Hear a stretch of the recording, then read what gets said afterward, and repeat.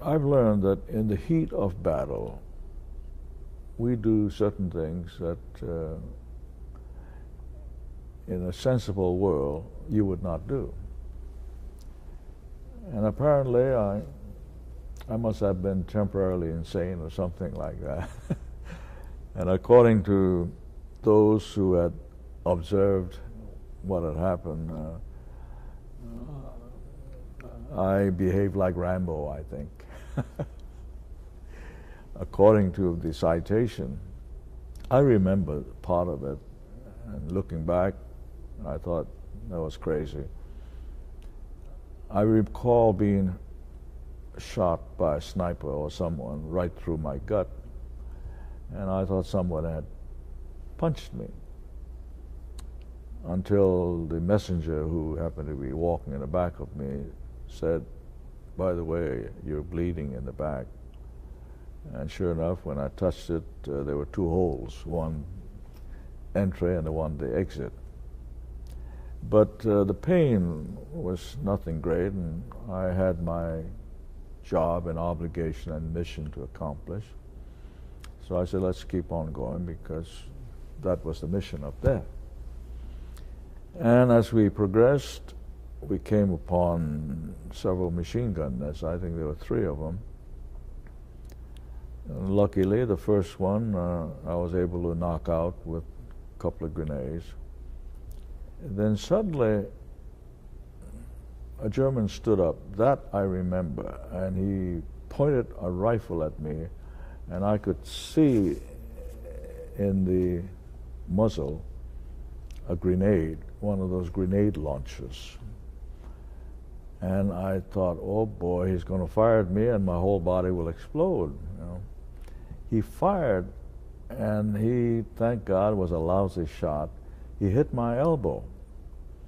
At that time, I had a grenade in my right hand, and I was about to throw that, and that's when I saw him, and he shot my elbow. And this part I remember. I looked around for the grenade, because the pin had already been pulled, and men were in the back of me, and I didn't want them to get shot at. So I'm looking around, and all of a sudden I look at my arm is dangling, and the grenade is firmly in the grip. You know, your muscles get frozen, I think. So I peeled it off and I threw it. My aim was good, fortunately. And then this is a part that I'm not too sure of, but the men remember this part.